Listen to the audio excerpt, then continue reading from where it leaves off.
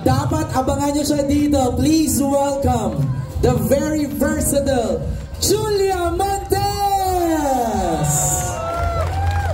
Siyempre, hindi makokompleto ang ating gabi pag hindi natin tinawag ang bida ng Topak. Please welcome the award-winning actor, Arjo Atayde! Maraming salamat sa suporta.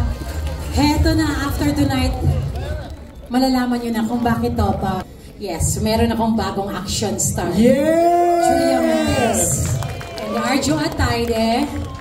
Lahat sila dito. Makikita nyo kahit isang eksena lang sila. Sila ay lahat mga Topak. Ang gagaling nila. Again, Topak po sa December 25.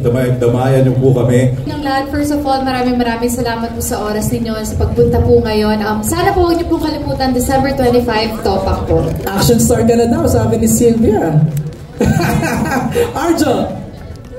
Hello everyone, good evening. Again, maraming salamat. We know how busy this Christmas season is, pero gumawa pa rin kayo ng paraan to be here with us. And again, like what everyone said, this has been around. It's been such a privilege representing the Philippines in different territories.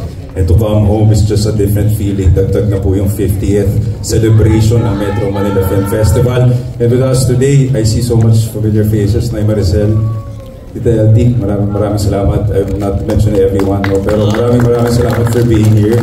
The directors I see upstairs, up there, maraming salamat po to everyone who actually supporting us. Again, I'm just so thankful and grateful, no? And sa pagkakataong ito, ngayong Metro Manila Film Festival, meron po tayong talagang pasabog na full action film. So I hope we get to support this. Again, Topak po sa December 25. Damayan niyo po kami sa Topak ngayong Pasko. Maraming salamat. Thank you, Arjo. Huwag natin patagalin. Simulan na natin to. Let's